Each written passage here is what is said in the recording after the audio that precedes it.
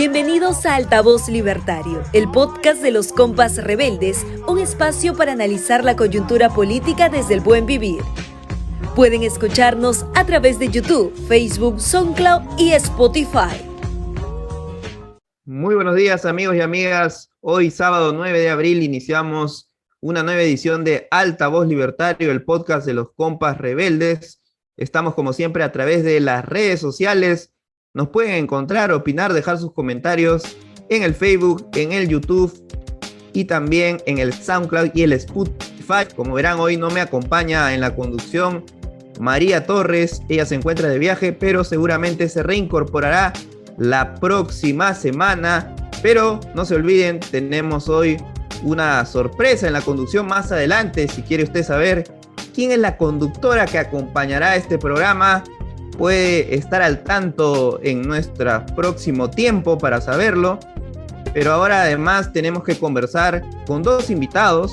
Vamos a tener la palabra de Fausto Torres. Él es dirigente agrario, docente cesante, y también Paul Maquet, que es comunicador, analista e investigador en temas ambientales. Pero antes queremos un poco recordar lo que ha sido esta semana convulsionada, esta semana llena de protestas en relación a esta crisis política, económica y social. Esta semana que también ha traído medidas que han sido bastante cuestionadas, como por ejemplo en el caso de Lima y Callao, este decreto que establecía la inamovilidad por un día, justo el 5 de abril, ha sido dispuesto y finalmente suspendido, removido por el propio presidente de la República. Sendas movilizaciones, como lo decíamos, en muchos casos con diversas participaciones de los gremios agrarios, de los transportistas, de los sectores ciudadanos también, que vienen manifestando su descontento frente a la gestión del gobierno, frente a la falta de respuestas a la crisis política, económica y social, pero también seguramente de acuerdo a toda una serie de demandas que se han venido congregando, entre ellas en diversos asuntos referidos al alza de precios de los alimentos de primera necesidad, de los combustibles y fertilizantes. Todo ello lo vamos a conversar con nuestros invitados, porque además queremos escuchar la voz de los dirigentes sociales, pero también queremos conversar desde una mirada y desde la perspectiva del buen vivir. Para ello, sin más ni menos, vamos a conversar ya en breve con Fausto Torres, quien además, como lo hemos mencionado, él es secretario general de la Federación Regional de Comunidades Campesinas y Productores Agropecuarios de Apurímac, también es docente cesante, y luego también lo haremos, como lo hemos dicho, con Paul Maquet. Él es analista político, activista en temas de ambiente y derechos humanos. Ya lo saben, tenemos programa hoy entonces para poder compartir con ustedes la opinión de nuestros invitados y también, como no, el análisis respectivo. Bien, amigos, estamos entonces con Fausto Torres. Él es secretario general de la Federación Regional de Comunidades Campesinas y Productores Agropecuarios de Apurímac, docente cesante. Queremos conversar con él acerca de los impactos de esta crisis económica, política, social, que a propósito, Fausto, te damos la bienvenida y empezamos preguntándote acerca de un pronunciamiento. Luego vamos a hablar en especial de la FERCAPA, pero al menos 9 importantes gremios, entre ellos de agricultores, ganaderos, han señalado que las manifestaciones ocurridas en esta semana a raíz del alza de precios, tanto de combustibles como de alimentos, han sido parte de una estrategia de partidos de derecha que buscan dar un golpe de Estado al gobierno de Pedro Castillo, y además lo han llamado a rectificar y a corregir el rumbo de su gestión a fin de que se pueda instalar un gobierno popular. ¿Crees tú que es posible en la rectificación del gobierno, o ya es inminente más bien su viraje y este proceso que ha venido distanciándose del programa de cambio? A ver, muchísimas gracias, compañero Daniel. En primer lugar, a ustedes saludar, a Ángelo también, desde aquí, desde Apurímac. Estoy en la provincia de Chinchero, distrito de Guajana, y agradecer este programa de Altavoz del Libertario, ¿no? Saludarles a nombre de la Federación Regional de Comunidades Campesinas y Productores Agropecuarios de Apurímac, Ferjapa. Esta oportunidad, ¿no? Para nosotros es bastante preocupante el tema del alza del coste de vida y las luchas sociales que en nuestro país que está dándose, y nosotros somos parte de eso. Y yendo a la pregunta fundamental, ¿no? Que de nuestro gobierno realmente, pues, no ha cumplido las promesas de las elecciones generales, no apoyar a nuestra población, principalmente a los a las comunidades campesinas y productores agropecuarios, ¿no? En el Perú.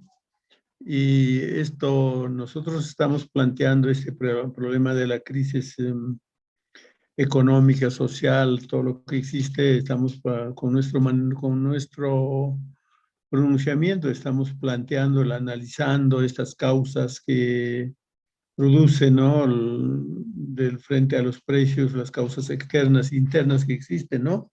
Analizar. Y yendo a la pregunta, creo que el gobierno tiene que rectificarse, ¿no? Cumplir la propuesta como gobierno del pueblo que se promete, rectificarse, ¿no?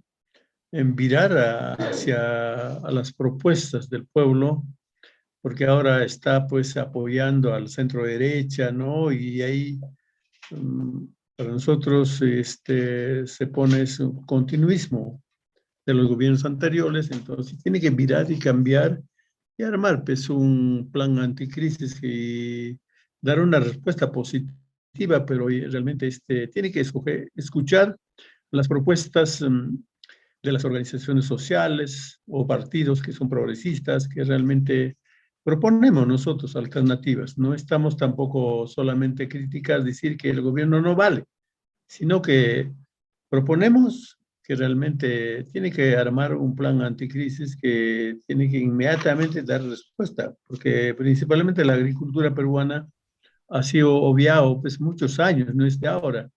Entonces, a dar apoyo principalmente a la agricultura familiar, realmente pues dando oportunidades, por ejemplo, el tema de los créditos, tema de apoyos, subsidios, bonos a las familias de extrema, y también pues como gobierno nuestra sí, producción. Fausto, Sí. quisiéramos preguntarte sobre esto que mencionas.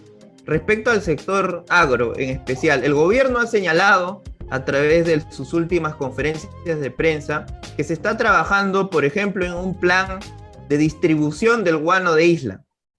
Señalan además que han dispuesto una norma para que el 89% del guano de isla se vaya a dedicar a la agricultura nacional y solo se exporte el 11%. Además de ello, en el acta de acuerdos que firmaron para resolver todas estas protestas que se han dado en Junín y en otras regiones del país, un decreto de urgencia para promover el uso de la leche fresca para la elaboración de la leche evaporada, que ha sido una propuesta impulsada además por el Ministerio de Agricultura. ¿Te parece a ti que las medidas dispuestas por el gobierno y las respuestas que están teniendo son suficientes para atender las demandas del sector agro? Y en todo caso, ¿cuáles son las demandas que ustedes tienen actualmente?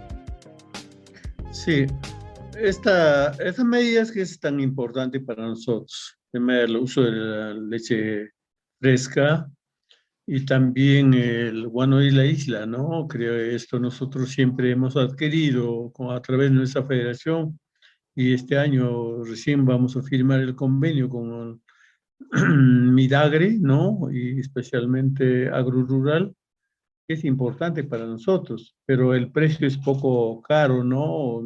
Realmente ha manifestado que 50 soles por cada 50 kilos, ¿no? Entonces un poco que tiene que subsidiar al respecto y al alcance de todas las mayorías, ¿no?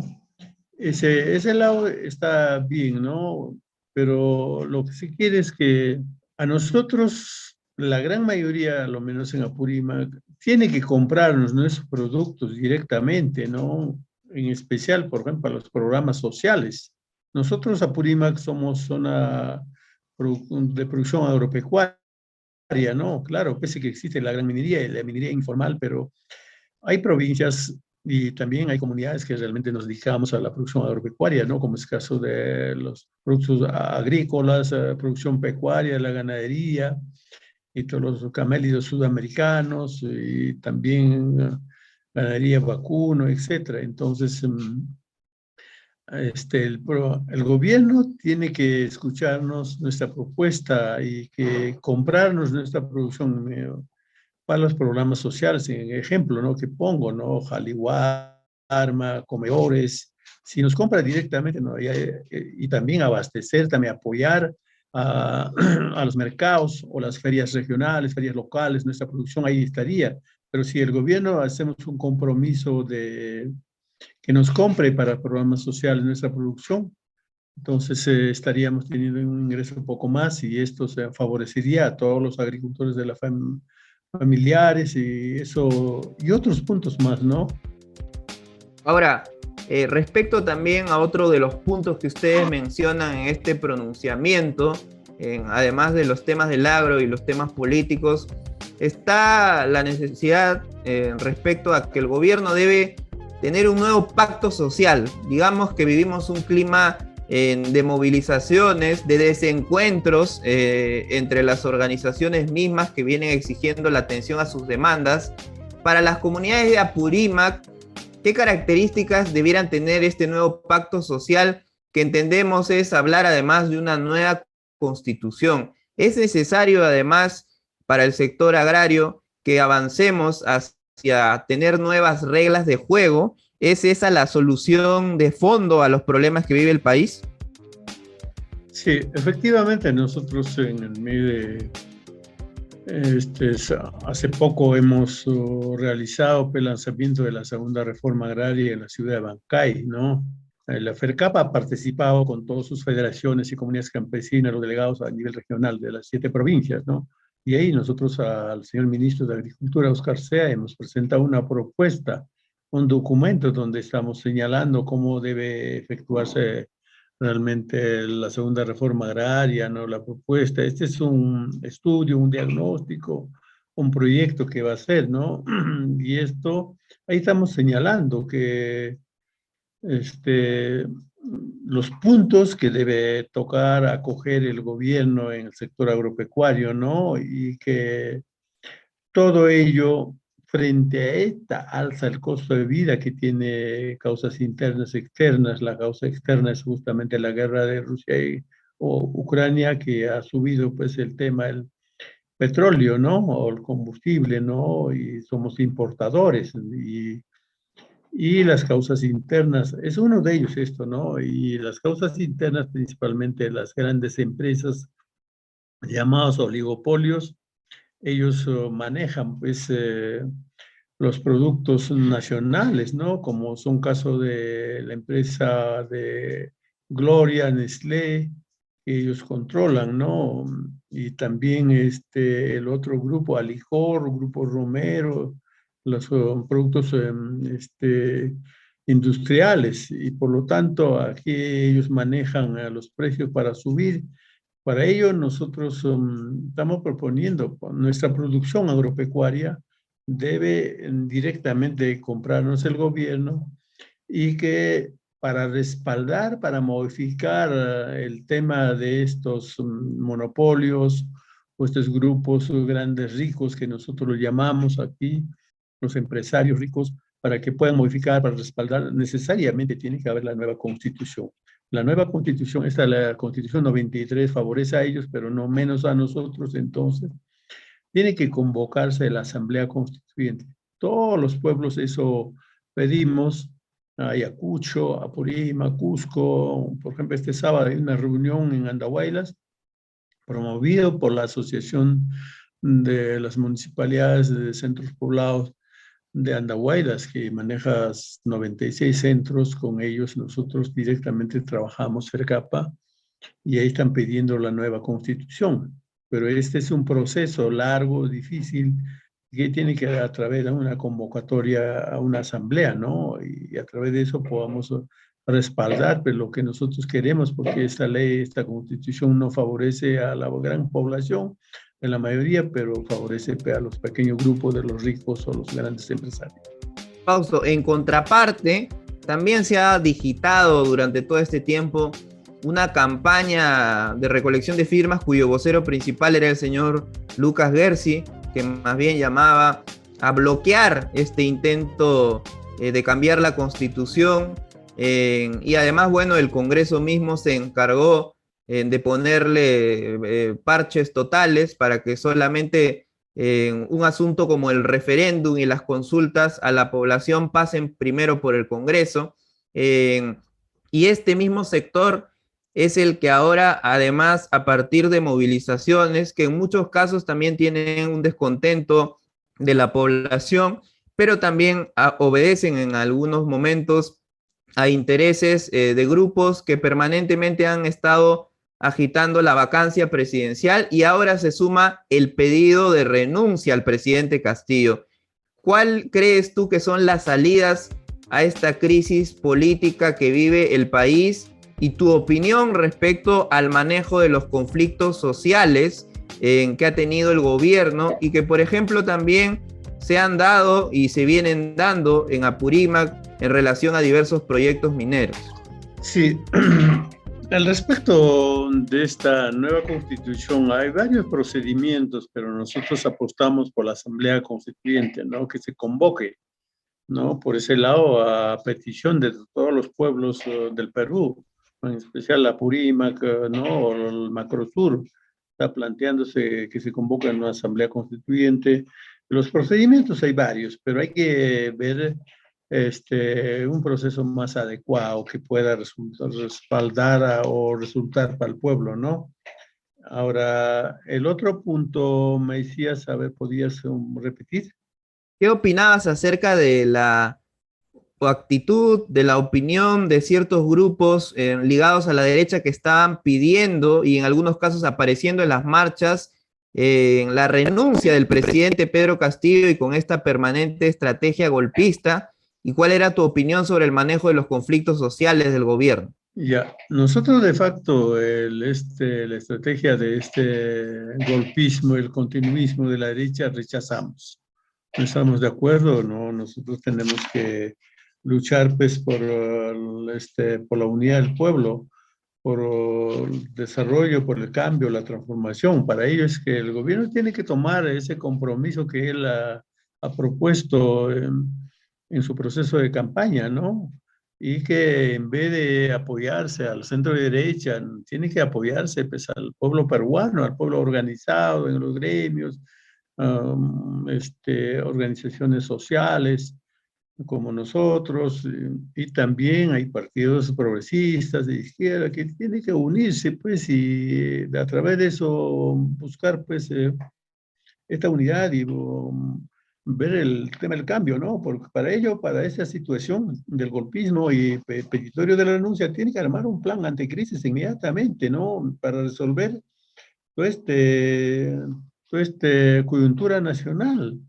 Y para ello, el pueblo organizado y más que todo y otros tenemos que participar con una propuesta de cambio y transformación. Ahí tiene que basarse el gobierno, pues ahora no está ahí, se ha olvidado, y por ahí es que se apoya al centro derecha por continuar viendo su tema de vacancia, ¿no? Pero el gobierno tiene que virar, apoyarse en el pueblo organizado, en nosotros, y así lograr lo que él ha manifestado en su proceso de campaña del cambio de la transformación, o el llegar hacia el buen vivir, ¿no? Eso es lo que nosotros pensamos y eso es lo que queremos hacer.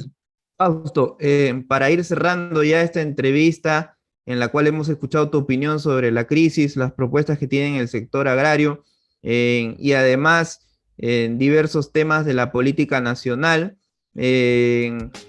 ¿cuál es tu opinión respecto al manejo de los conflictos socioambientales? Ustedes, por ejemplo, vienen arrastrando todo lo que ha sido el caso las Bambas, durante mucho tiempo además en diversos problemas entre la actividad minera y el diálogo con la población, y en este caso también el derecho a la consulta previa que asiste en muchos de estos proyectos que a veces no se respeta, los impactos que tendría también en las fuentes de vida de todas las regiones, la actividad minera. ¿Cómo ven el manejo del gobierno en relación al diálogo con la población y en especial a poder prevenir los conflictos sociales sin acudir necesariamente a una política de estado de emergencia o de represión? Sí, a ver, compañero Daniel, al respecto del conflicto socioambiental, principalmente en Apurímac, habiéndose la gran minería aquí, ejemplo, los Bambas, no solamente eso, hay otros, y la minería informal.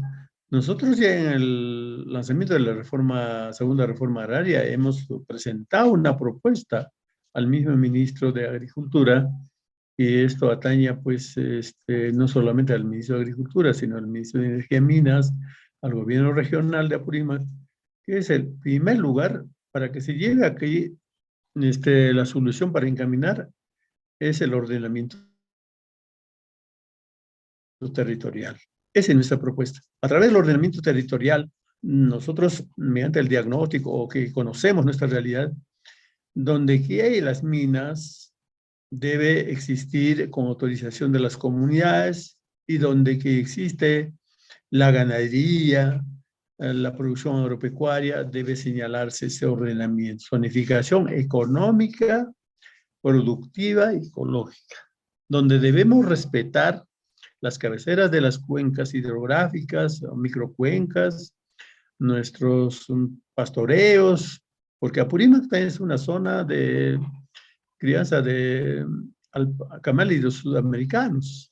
Hay una organización regional, SPAR, la Sociedad Peruana de Criadores de Llamas y Alpacas, que ellos están permanentemente en choque con las minas.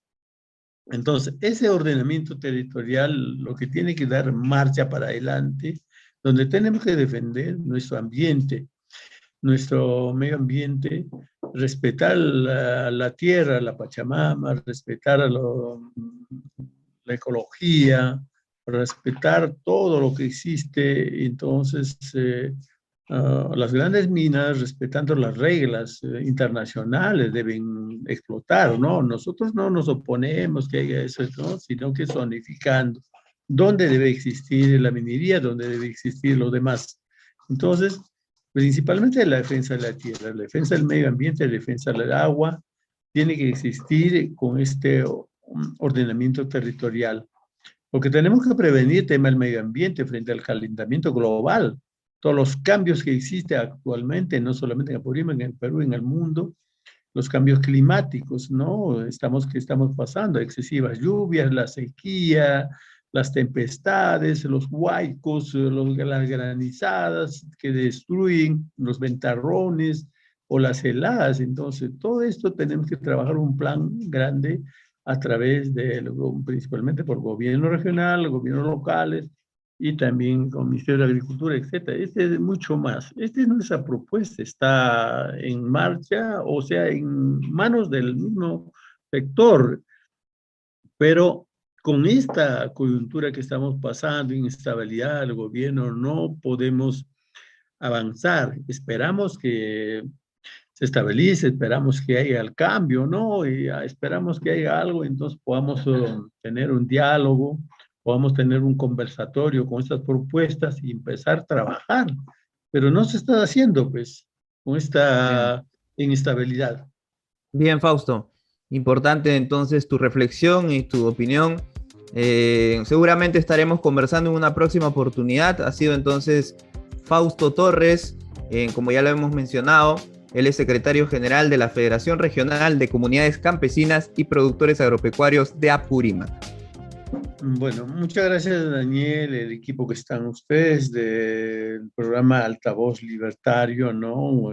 El inicio que estamos dando, el diálogo, para mí es tan importante para nosotros, especificar, ordenarnos y hacer conocer a nuestra población, a todos, y que también nos apoyen, porque nosotros vivimos en el campo y a veces muchos medios de conectividad no las tenemos, y por otro lado también no hay mucha información, a veces estamos un poco aislados, eso, y a través de ustedes podamos aprender mucho más también, y un poquito lo que conocemos también difundir y poner nuestra propuesta y buscar la alternativa. No se trata de nosotros de solamente exigir o lanzar, ¿no? Sino que analizar la realidad y cómo buscar la solución entre todos, ¿no? Ese es nuestro trabajo con compañeros de Así será, provincia. Fausto.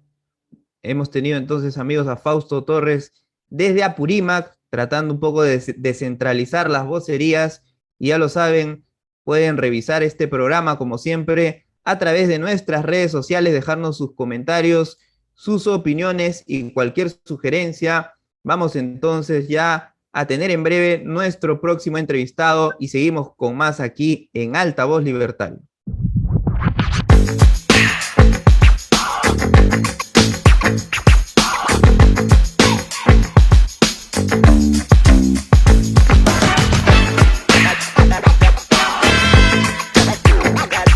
Bien, amigos, seguimos en Altavoz Libertario, hoy sábado 9 de abril, y bueno, ha llegado ya a nuestras pantallas la sorpresa que les habíamos anunciado. Primero tenemos a una conductora que nos va a acompañar el día de hoy. Ella viene desde La Libertad, además del norte del país. Se llama Yuni Nocchio, y ella es además pues activista, dirigente sindical por los derechos de la mujer. Y por supuesto también va a estar acompañándonos hoy, como lo dijimos, María Torres no puede estar, pero le vamos a dar la bienvenida a Yuni Nocchio, con quien además vamos a conversar primero acerca de ti, Yuni, porque eres prácticamente la que nos está apoyando en estas labores de conducción, y queremos saber también cuál es tu impresión respecto a lo que viene ocurriendo en el país, cómo han visto las movilizaciones ustedes desde allá de La Libertad y toda esta crisis económica frente al alza de precios. Gracias, Daniel, gracias a todos. Buenos días con todas y con todos, con quienes nos están escuchando. Yo muy contenta de participar en Altavoz Libertario, el podcast de los compas rebeldes. Desde Trujillo, yo estoy en Trujillo y aquí el paro no empezó, fue solamente lunes y martes, lo hicieron los transportistas. El día... Parece que tenemos algunas complicaciones con la señal de Yuni Nocchio, pero esperamos en todo caso retomarlas en lo más breve posible. Te damos la bienvenida, Paul, te agradecemos por tu participación en la entrevista de hoy en Altavoz Libertario, este podcast que hacemos todos los sábados. Y de arranque quisiera preguntarte para que nos des esta opinión en relación a la serie de protestas que se vienen desarrollando en el país. Lamentamos desde aquí los fallecidos que han habido en varias de ellas, los diversos factores que se vienen congregando, el alza de precios de los combustibles, de los fertilizantes, de los alimentos de primera necesidad, la indignación ciudadana sobre el propio gobierno en relación a lo que tiene que ser en su proceso de vigilancia y fiscalización, y además también otras salidas que plantean algunas fuerzas que podrían estar instrumentalizando en la propia protesta social. ¿Tiene posibilidades el gobierno de remontar esta crisis? ¿Ves alguna luz para que exista un acuerdo que nos lleve a darle salidas a esta situación? Bienvenido, Paul. Buenos días, Daniel y compañeros, compañeras de Altavoz Libertario. Un gusto estar con ustedes. Bueno, son muchas preguntas juntas, Daniel. Empezaríamos, creo que es importante distinguir que en la situación actual se han juntado efectivamente situaciones diversas que coinciden en el tiempo, pero que no necesariamente coinciden en su horizonte o en su agenda programática, ¿no? Lo inmediato es que el estallido de protestas ha empezado por el alza de los precios. no ha empezado, digamos, los promotores de la vacancia están hace meses tratando de hacer marchas todos los fines de semana y todas han sido un fracaso.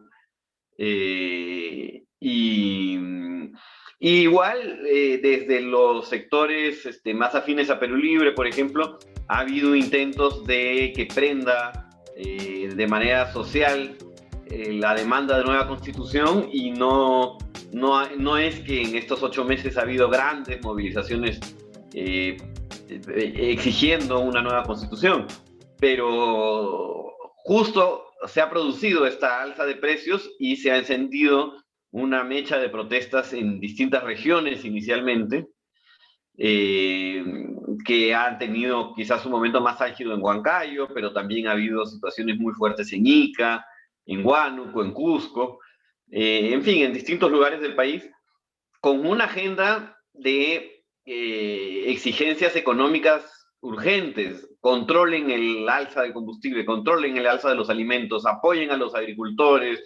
y por ejemplo ahí en el tema del transporte, la exigencia que finalmente se ha concedido es la suspensión del impuesto selectivo al consumo de los combustibles, ¿no? Y en el tema alimentario, la exoneración de una serie de alimentos de la canasta básica de IGB.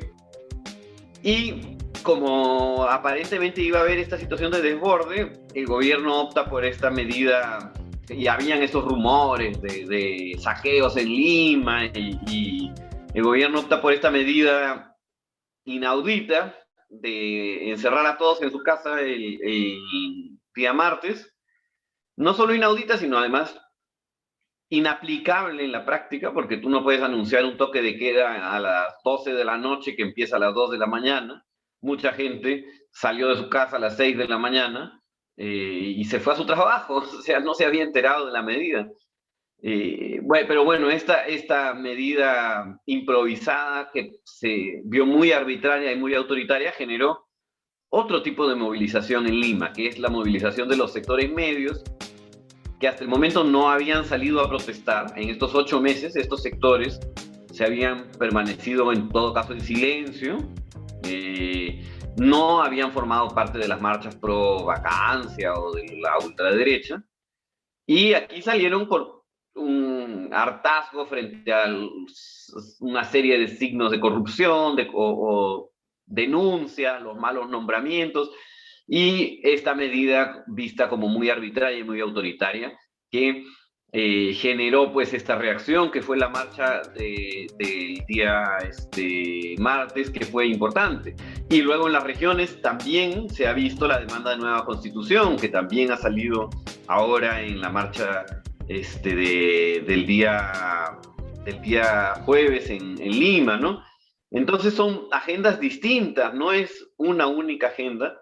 Y por supuesto ahí están también estos grupos más de ultraderecha que ni siquiera que quisieron reconocer la victoria de Castillo, ¿no? Y que están buscando la vacancia como de lugar desde el inicio, desde antes del primer día. Entonces, lo primero creo que es darse cuenta de la heterogeneidad de agendas, algunas pro statu quo, otras pro libertades, pro democracia, anticorrupción, otras pro intervención del Estado en la economía, otras pro cambio de constitución. En fin, son agendas heterogéneas que por supuesto llevan al gobierno a una situación de zozobra o de arrinconamiento por parte de la calle, pero que difícilmente se pueden considerar como parte de un mismo paquete. Por decir todo lo que está pasando en el Perú es la gente se hartó de Castillo y pide su renuncia. No, eso sería una lectura completamente equivocada. Y sería igualmente equivocada decir el país está movilizándose masivamente por el cambio de constitución. Tampoco. También sería una lectura, una sobreestimación de esos sectores. Lo que tenemos es una agenda diversa y heterogénea, y creo, con esto termino esta primera intervención, que en cierta forma se ha trasladado a la calle el conflicto no resuelto en las elecciones, debido a que el gobierno no ha sido capaz de liderar el proceso de cambios que prometió. Ese conflicto en el cual una parte pide libertades y de alguna manera se acomoda con el statu quo, y pide institucionalidad, SUNEDU, etcétera. Y el otro sector es más bien el cambio de las reglas de juego, la nueva constitución, el cambio del sistema económico. Esa disyuntiva que se expresó en la segunda vuelta, de alguna u otra manera, siento que se ha trasladado a las calles en este momento ante la incapacidad del Ejecutivo de canalizar, de catalizar esa disyuntiva. Paul, justo sobre el diagnóstico que haces antes de darle pase a las preguntas de Yuni, con quien ya retomamos la comunicación, al menos de mi parte, quisiera preguntarte acerca, ante esta imposibilidad de lograr un acuerdo y salidas para al menos resolver la crisis política, lo que pareciera más bien es que se busca ganar tiempo, ya que ninguno de los poderes en curso pueden imponer un curso de salida a la crisis política. ¿Hay las posibilidades, tú crees, de que el gobierno rectifique, remonte esta situación? ¿O crees más bien que la presión social e incluso la influencia que tienen algunos sectores que están buscando permanentemente el pedido de renuncia o en su momento de vacancia van a tener éxito en su propósito? ¿Cuál crees que sea el curso de salidas ante esta crisis política? Esa es la pregunta del millón. Y es difícil ponerse acá de futurólogo o decir que uno tiene la varita mágica de la solución, ¿no? La precariedad en la que está el gobierno puede llevar a distintas situaciones. Hay en este momento, por lo menos eso es lo que se expresó en la correlación de fuerzas de las elecciones del año pasado, lo que en algún momento, por ejemplo, en Bolivia se llamaba el empate catastrófico. Nadie tiene la fuerza para imponer, ni el statu quo tiene la fuerza que tuvo antes, ni las fuerzas de nueva constitución o cambio de modelo tienen la correlación, la mayoría clara como para llevarlo a cabo, ¿no? Y en esa situación se lleva al inamovilismo, a la precariedad y a que los intereses particulares finalmente aprovechen, pesquen a río revuelto, impongan sus intereses de corto plazo, etcétera, ¿no? Ahora, se han propuesto distintas soluciones que a mí no me parece que sean realmente soluciones, ¿no? Esta idea de nuevas elecciones o de renuncia o de vacancia, todas estas figuras sin condiciones previas en realidad nos llevan a lo mismo. La misma regla. Lo mismo. En concreto, la salida de Castillo y la asunción eventual de Dina Boluarte la dejan a ella misma en una situación muy precaria. La asunción del poder por parte de alguien en el Congreso generan también una situación donde no está garantizada ni todo lo que se critica de que falta de lucha contra la corrupción, malos nombramientos, malas políticas, mal implementadas, antiinstitucionales, todo eso está igualito en el Congreso. Y nuevas elecciones generales, con las mismas reglas de juego, con los mismos partidos, igual no garantizan pues un resultado diferente, ¿no? Digamos, creo que el problema pues es que el presidente tampoco demuestra en estos 8 meses la capacidad de tener el liderazgo que la situación amerita. Pero si se despertara un día otro Pedro Castillo y dijera ya, voy a tomar el toro por las astas, creo que lo que correspondería es convocar un proceso constituyente, que no es convocar un referéndum constituyente, porque para eso no hay las condiciones, pero sí convocar, por ejemplo, un diálogo nacional con cabildos en las regiones, con gente de todos los partidos, de la derecha, de la izquierda, del centro, con los sindicatos, con los pueblos indígenas, en las universidades, etcétera, etcétera. Un diálogo que tampoco es pues a las calendas griegas. 6 meses de diálogo nacional sobre el nuevo acuerdo político que necesita el Perú. Y si bien esa no es una salida, tampoco, insisto, nadie tiene la varita mágica. Eso no significa que se le acabaron los problemas a Castillo, sí cambia los términos de la discusión. y aleja, por lo menos posterga el tema de su viabilidad política a mediano plazo, ingresa a la calle a plantear sus propuestas concretas, y por lo menos valdría la pena todo esta situación de zozobra que estamos viviendo, porque en la situación actual simplemente es una situación de zozobra con un gobierno mediocre, conviviendo en acuerdos de corto plazo con intereses y políticos de miras muy cortas en el Congreso, ¿no? Pero por lo menos si se convocara ese proceso de diálogo nacional, por lo menos valdría la pena toda esta situación de zozobra que estamos viviendo. Paul, buenos días. Ahora sí te saludo, se fue la señal. ¿Sí me escuchas? Sí, sí. ¿Sí? ¿Me escuchas bien? Paul, buenos días, Daniel. Creo que cuando se empezó el gobierno de Castillo se tenía bien claro que no iban a ser las cosas fáciles, ¿no? Pero tampoco se llegó a analizar cuánto daño iba a hacer este Congreso, que en su integridad, en su concepción, hay bastantes fujimoristas, ¿no? O sea, fujimoristas dentro de Fuerza Popular, fujimoristas dentro de Avanza País, fujimoristas dentro de Podemos. Entonces, eso es algo que no se midió. Y lo otro que quiero decir aquí es que tampoco lo está haciendo bien PL. O sea, PL no está contribuyendo a que Castillo pueda avanzar. Más bien es como una bombita que de cuando en vez, por un cupo, le disparan a Castillo y Castillo le da los cupos y además que le da a gente que no merece ser ministro, ¿no? Y lo hemos visto, tanto como el ministro de Salud, como el ministro incluso hasta el de Economía. Entonces, todas esas cosas también generan ante la población que votó por él, por los cambios, esa reacción hacia él, ¿no? Contra él.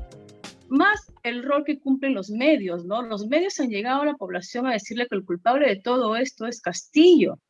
Y ir y decir, no es Castillo el culpable del incremento de alza, más sí es culpable de cómo se ha tratado el problema en sí de las protestas, eso es otro tema, ¿no? Entonces yo veo, por ejemplo, el camino muy, muy complicado de cuál es la salida.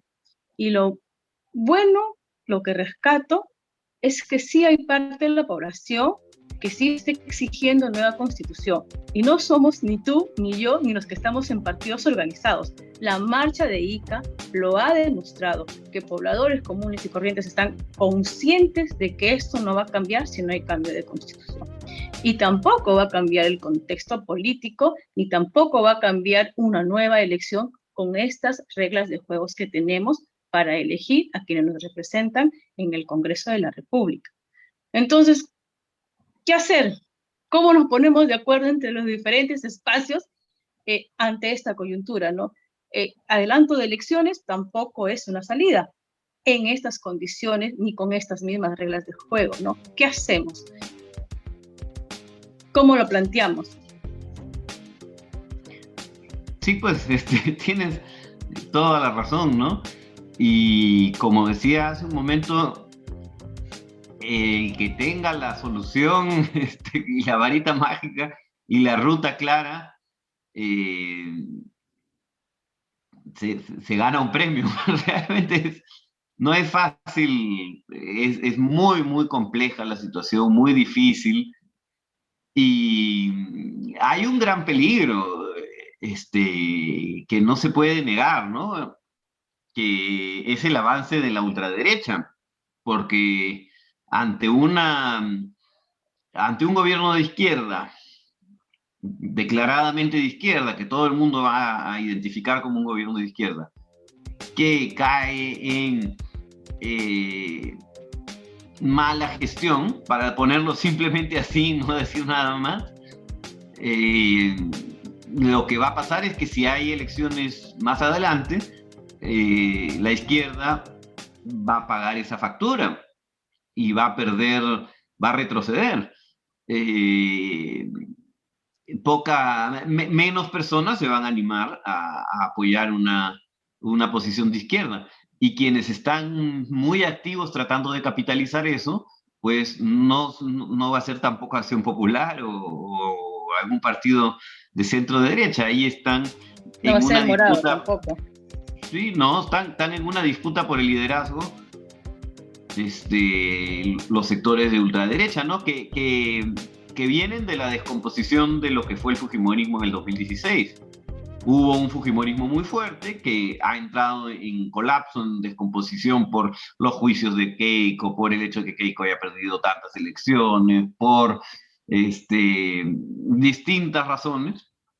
Y ahora lo que hay es, dentro de la derecha extrema, una disputa por ver quién es el más radical y quién es el que jala los reflectores, ¿no? Y ahí salen fenómenos como esta señora Thaís, o algunos congresistas actualmente en el Parlamento, o el señor López Aliaga, que van pues esgrimiendo posturas cada vez más, posturas que hace unos años nadie hubiera esgrimido públicamente, en relación a derechos humanos, a género, mujer, pueblos indígenas, interculturalidad, incluso colonialidad, que son posturas completamente retrógradas, ¿no? Pero bueno, esos son los sectores que están más activos tratando de capitalizar la crisis actual, mientras en las izquierdas hay una desorientación completa. Y claro, el riesgo de un adelanto de elecciones es que esos sectores avancen, pero es que ese no es un riesgo solamente producto de un eventual adelanto de elecciones. Si esta situación de desorientación y precariedad dura 4 años más, y por algún milagro de la naturaleza Pedro Castillo logra surfear la ola 4 años, el resultado puede ser aún peor, o sea, un desgaste tremendo de las ideas y de los liderazgos de izquierda, y un avance de la derecha que se presente como la gran alternativa frente a este fiasco y a este desastre, ¿no? Entonces, como dicen, la situación es muy compleja, y yo no veo que ni el adelanto de elecciones, ni la renuncia de Castillo, ni la vacancia, ni ninguna de estas figuras que se están planteando sean realmente... ¿Un quinto gabinete va a permitir respirar?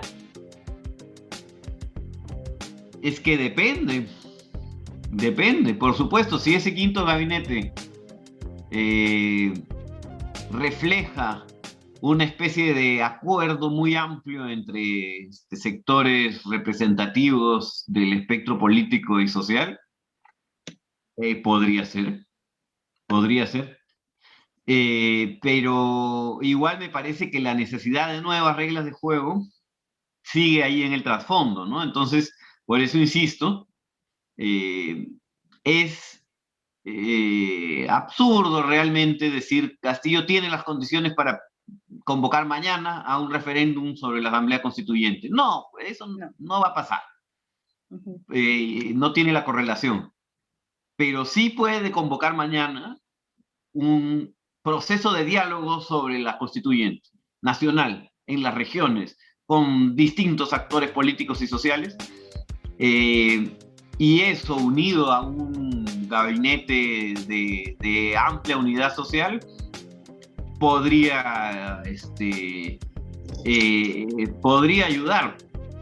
Igual, insisto, no es que con eso se solucionen todos los problemas que hay, pero creo que la salida tendría que ir más por ahí que por estas otras opciones facilistas. Además, vacancias, renuncias y nuevas elecciones, hemos gozado de ello durante los últimos 5 años, y no es que sea por sí mismo una solución, ¿no? Regresando a las protestas sociales, en el tema de los agricultores, ¿cuál es la política de desarrollo hacia el agrario que tiene que lanzar el gobierno? Porque planteó la segunda reforma y no es suficiente. O sea, ¿qué es lo que crees tú? ¿Cuál debería ser la visión de sostenibilidad ambiental también, por ejemplo? Es algo que no se ha planteado. Entonces, ¿cuál es tu postura al respecto? Bueno, además quisiera decir que mi postura al respecto es que hay que aprovechar esta crisis mundial por los precios de los combustibles y de los fertilizantes y de los alimentos y todo esto, como una oportunidad para plantear una transición ecosocial y hacia la seguridad energética y alimentaria nacional y la soberanía alimentaria y energética, porque lo que la crisis nos demuestra es que somos completamente dependientes de un patrón de energía basada en combustibles fósiles que no producimos, y completamente dependientes, por lo tanto, de un patrón alimentario que se basa en cadenas de suministros y cadenas logísticas que por supuesto no controlamos, y por lo tanto estamos como hojas flotando en el viento. Hay un conflicto entre Rusia y Ucrania, sube el petróleo. Hay una crisis geopolítica abierta entre Estados Unidos y China.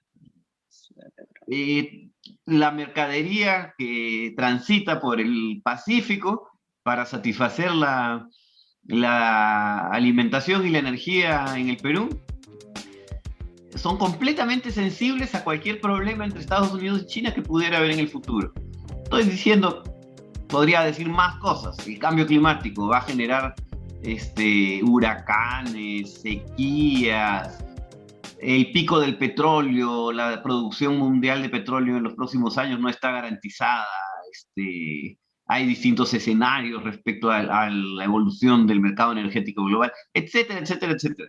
Conclusión es que necesitamos incrementar nuestra soberanía, seguridad, en términos de alimentación, de todos los insumos requeridos para la alimentación, que van desde los fertilizantes, granos que alimentan al ganado, a las aves, etcétera, etcétera, etcétera, y seguridad y soberanía en términos de energía. Y eso es completamente convergente con las demandas ecosociales que venimos levantando desde hace mucho tiempo y que dicen, ¿qué dicen? Para combatir el cambio climático, consume local. Para evitar quemar combustibles fósiles. Es exactamente convergente con eso. Necesitamos producción nacional que nos alimente y ser lo más autónomos posibles de estas mercaderías, commodities que vienen de lejanos países y para lo cual se gastan y se queman muchísimos combustibles fósiles en el transporte, ¿no? Entonces, transición energética, pensada en serio, como una situación estratégica para el país. No es solamente una cuestión ecológica, y digo solamente para lograr comunicarme con aquellos que consideran que el tema medioambiental es secundario. Está quedando claro que es un tema social, económico, estratégico, de seguridad nacional, tener mayor autonomía en energía, transición energética. El sol, el viento no dependen de si hay guerra o no hay guerra, no dependen de nada, son nuestros, allí están para que los aprovechemos, y eso requiere repensar completamente el sistema de abastecimiento de alimentos en el país, que está pensado en base a carreteras. Sí, una de los desafíos que tiene este gobierno precisamente para volver a poner una agenda país, porque tú lo has mencionado bien, es un gobierno que se ha caracterizado por ser defensista, ¿no? Defenderse de la vacancia, defenderse de las diversas situaciones de inestabilidad que vive el país. Le ha costado mucho implementar incluso el plan bicentenario, planteó algunos ejes de la reforma agraria, trató de explicar esta propuesta en diversas regiones. Recordemos incluso que en su momento el ministro Pedro Franque intentó convencer al Congreso de que debíamos avanzar hacia una reforma tributaria, lo cual en realidad se vio muy interrumpida y hasta ahora no tiene un curso de acción concreta. Están también los asuntos que tú has planteado muy bien en materia ambiental, de derechos de la naturaleza, que al parecer en los sectores del MINAM y del MINEM no se toman con la debida prioridad ni atención. ¿Cuál debiera ser? En todo caso, es una pregunta que invita a una reflexión seguramente más profunda, la estrategia del gobierno para revertir esta continuidad en la cual pase de la defensa a tener una agenda país más convocante. Te escuché en una entrevista que tuviste de mencionar que necesitábamos una comisión de una especie de diálogo nacional para caminar a una serie de reformas que nos permitiera tener un nivel de agenda país que también permita resolver la crisis política y nos vuelva a priorizar los temas que nos interesan, ¿no? Y que realmente tú los has explicado muy bien. ¿Cuál debiera ser el curso para abrir un nuevo diálogo nacional y priorizar lo que realmente nos interesa atender como gobierno y bueno, como una propuesta hacia la gente? Bueno, creo que ahí hemos ido señalando varias rutas. Creo que en primer lugar hay acciones de corto plazo que se deben tomar y efectivamente el propio Pedro Franque ha planteado algunas medidas en un artículo reciente referidas al alza de los precios y qué posibilidades, qué herramientas tiene el gobierno para intervenir en ello, desde una lógica de justicia y de prioridad de los sectores más vulnerables de la población. Lo contrario, pues, de lo que se ha hecho con la suspensión del impuesto selectivo al consumo, que termina siendo un subsidio a quienes más combustible usan y no a quienes más necesitan necesariamente. Es una medida indiscriminada, ¿no? Pero bueno, ahí hay medidas de corto plazo que deben tomarse para atender la emergencia social.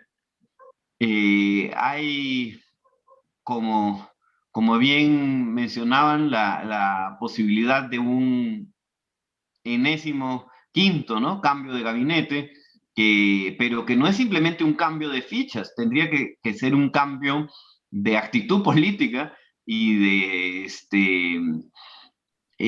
lógica política, llamando a un espacio convocante de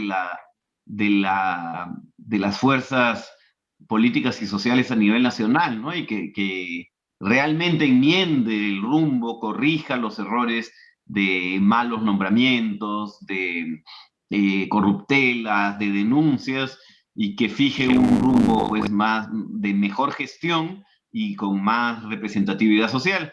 Y esas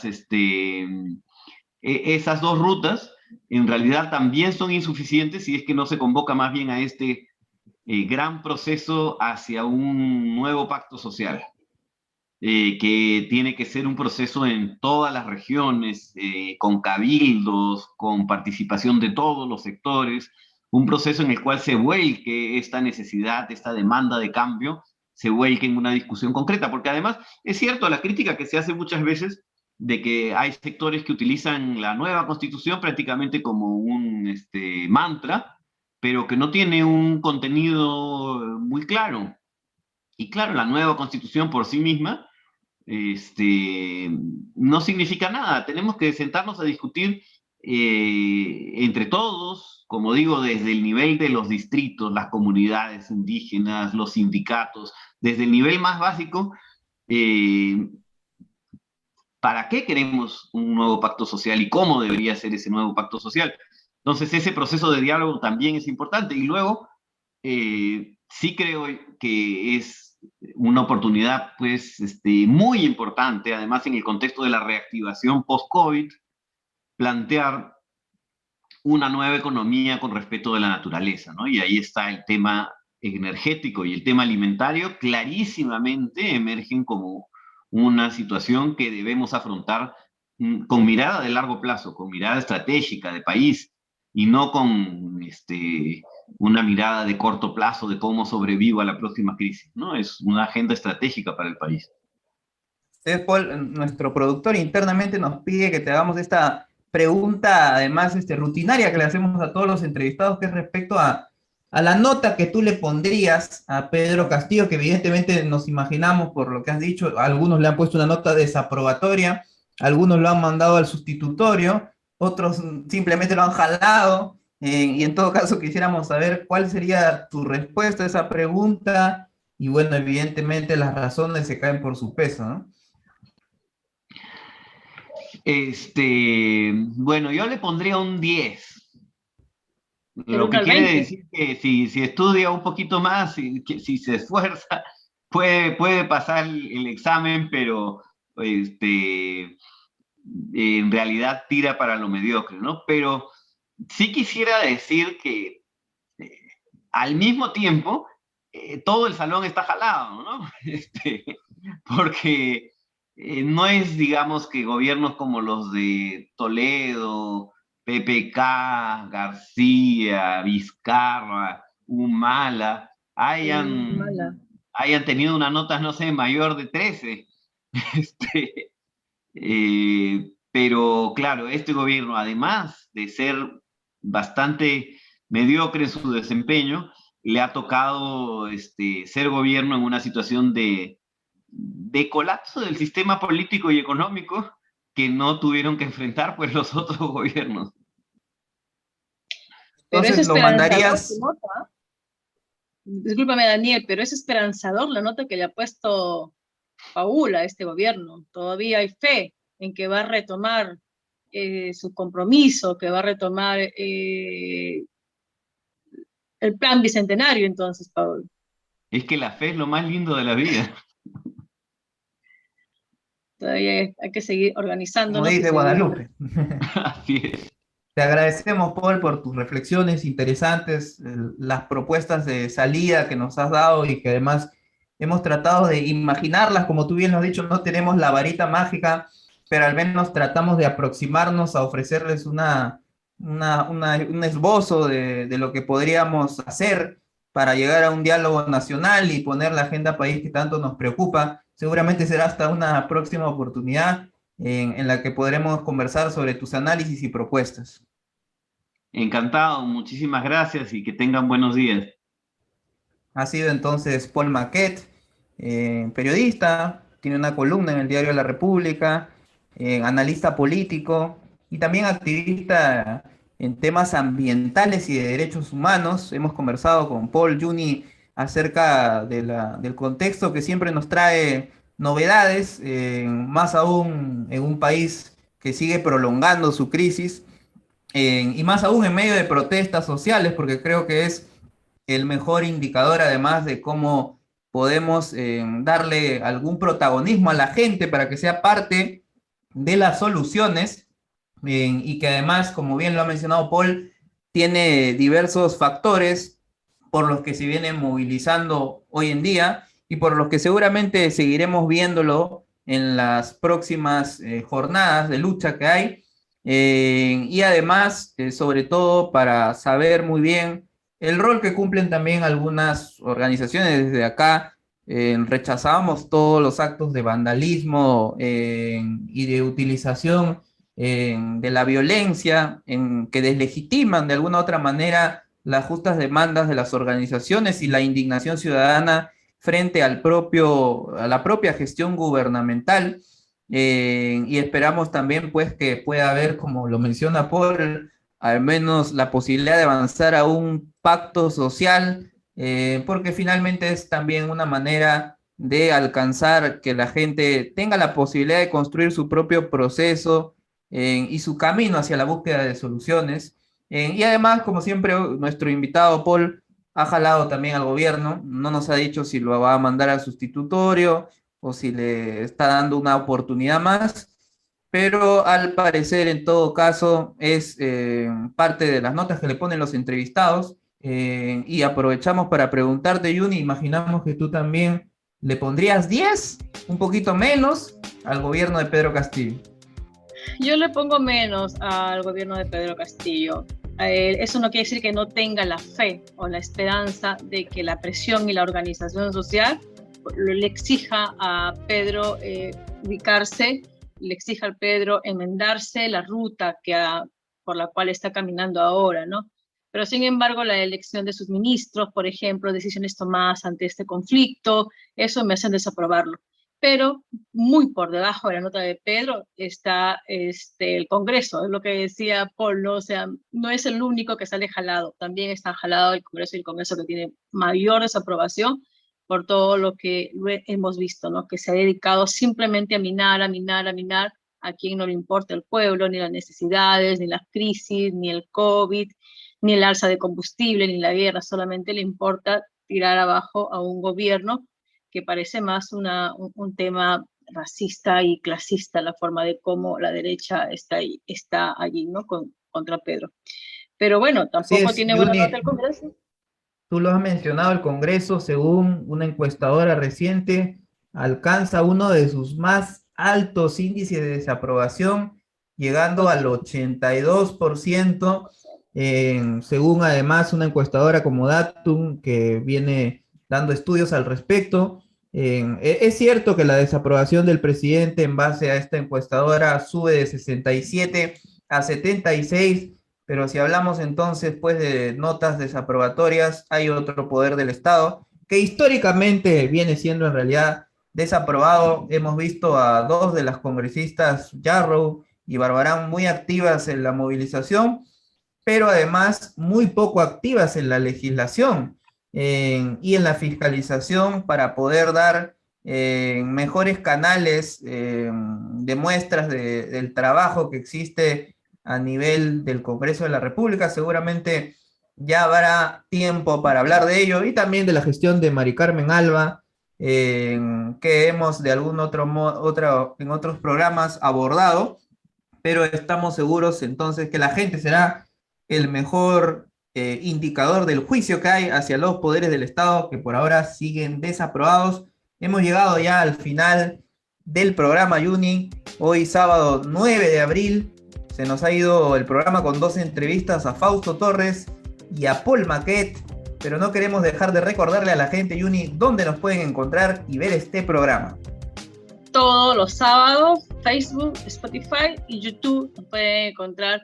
La gente que quiere seguirnos, que quiere sintonizarnos en Altavoz Libertario.